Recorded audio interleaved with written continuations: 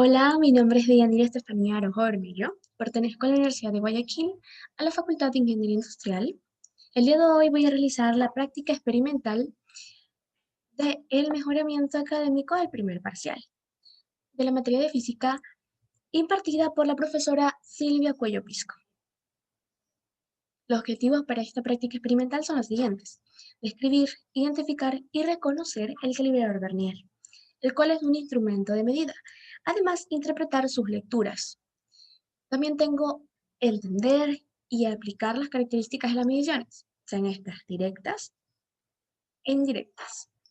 Por último, explicar el grado de precisión, incertidumbre, error en el proceso de medición. Ahora bien, los materiales que usé para las mediciones en esta práctica experimental fueron los siguientes: un anillo llano, que es el mismo que tengo aquí y el que se muestra en la figura, el calibrador Vernier, una calculadora científica y por último una hoja de práctica o un cuaderno. Bueno, ¿qué es un calibrador Vernier o pie de rey? Bueno, el calibrador Vernier es un aparato empleado para la medida de espesores y de diámetros interiores o exteriores de cilindros.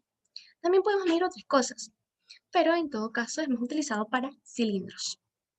Este consta de una regla provista de nonios, cuyo funcionamiento se comprende a la vista de la figura 1.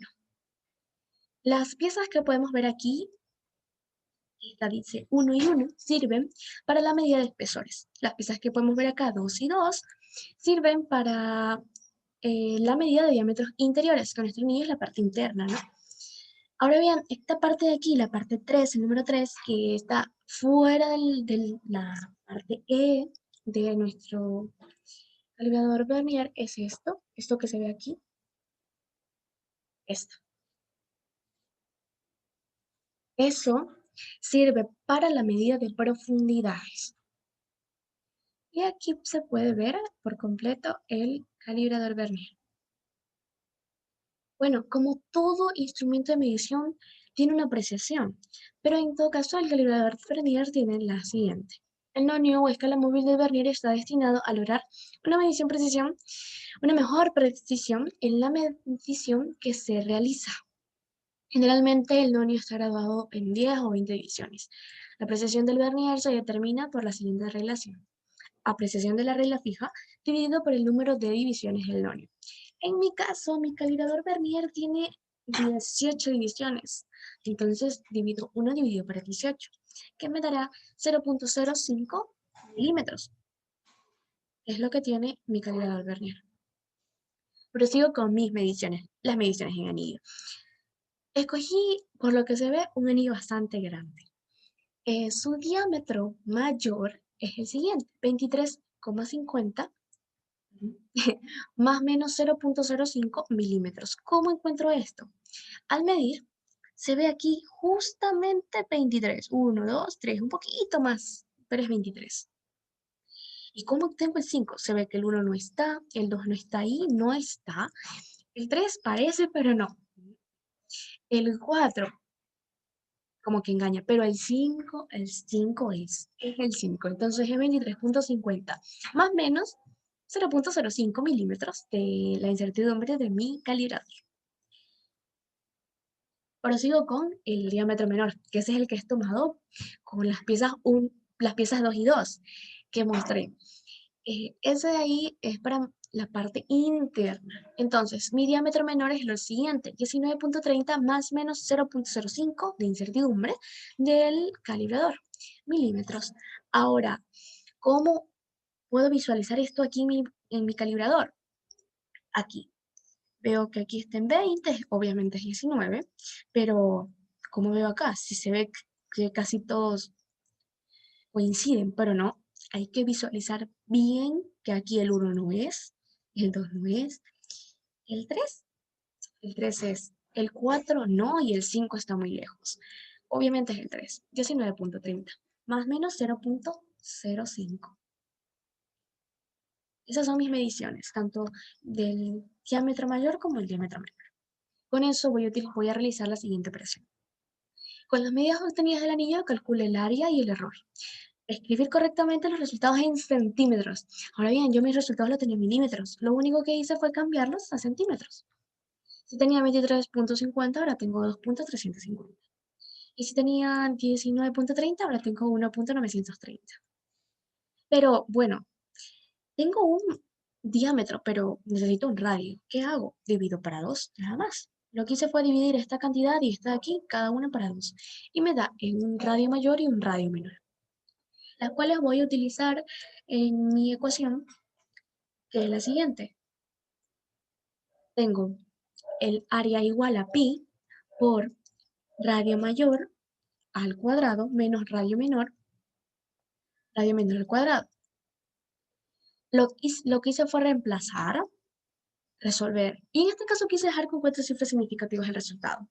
Si dejo el resultado con 4 cifras significativas, los demás resultados los dejaré con 4 cifras significativas. En mi caso, utilicé el método de diferencias finitas para poder encontrar el error de incertidumbre de mi área. ¿Cómo lo hago? ¿Cómo lo encuentro? Bueno, aquí está. Área máxima menos área mínima dividido para 2. Pero ¿cómo encontrar área máxima? Lo único que hago es ajustar la ecuación al área máxima. Bueno, tengo aquí que pi mismo tengo acá. Ahora, aquí está el cambio. Radio mayor, lo único que hago es sumarlo para su incertidumbre y elevarlo al cuadrado, como está acá. Menos, ese menos es de la ecuación, no hay que confundirlo ni con área máxima ni con área mínima, no hay que confundir eso. Bueno, continúo con lo del radio menor, hago lo mismo, lo sumo para su incertidumbre y lo elevo al cuadrado, como está acá. Resuelvo y me sale 1,418.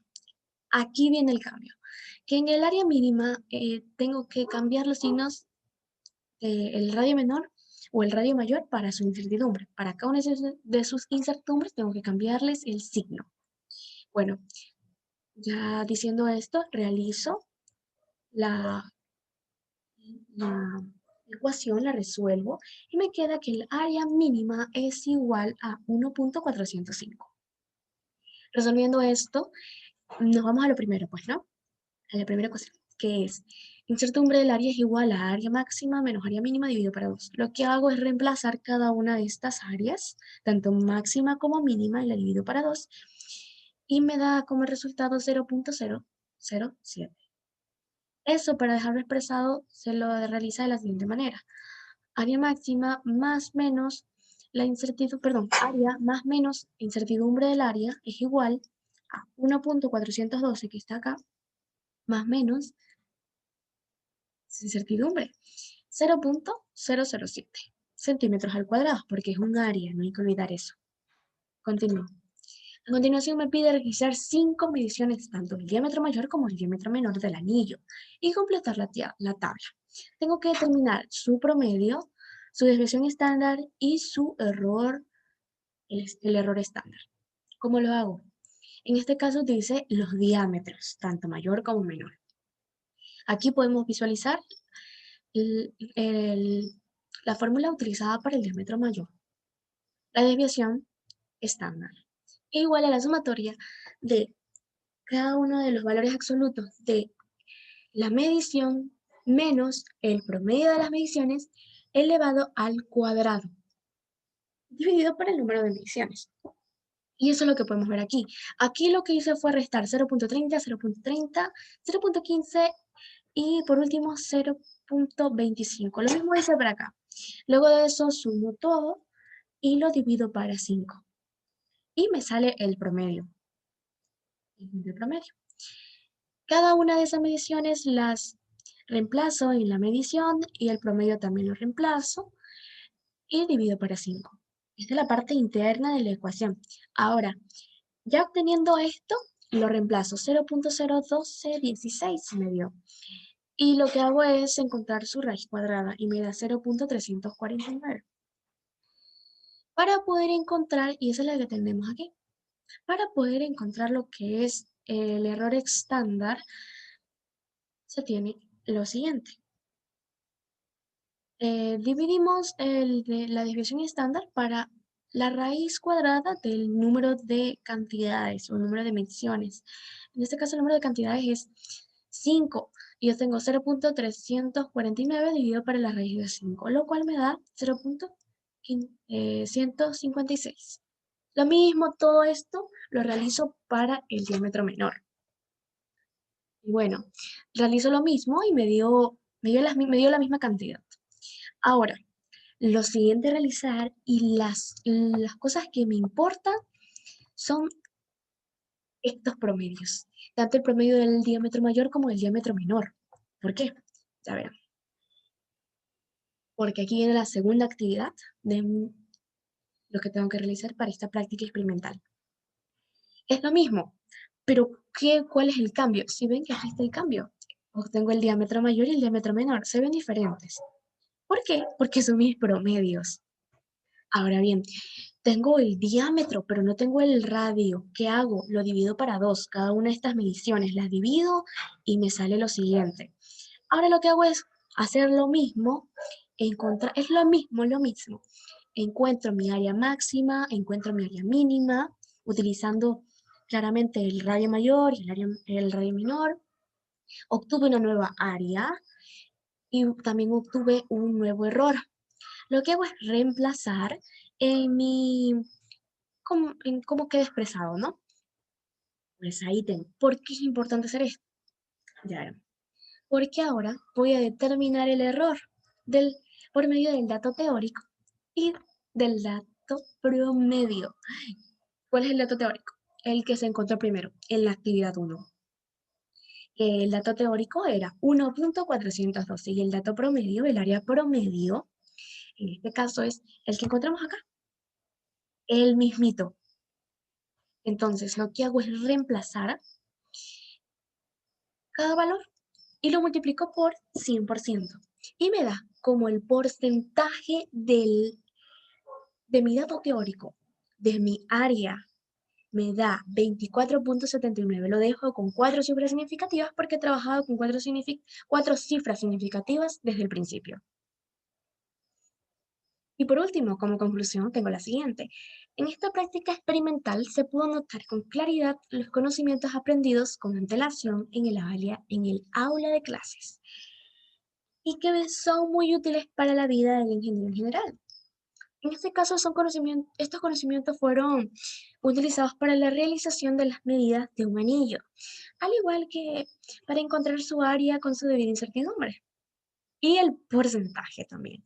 Por último, es importante resaltar que para usar algunos materiales de medición, en este caso el calibrador vernier, se debe utilizar los materiales en una superficie plana, el cual en las fotos que fueron mostradas fueron realizados en una mesa plana y puesto una hoja blanca, una hoja llana, para que así no sufra una alteración el desvío a la hora de medir. Y bueno, eso ha sido todo en mi práctica experimental. Espero que les haya gustado.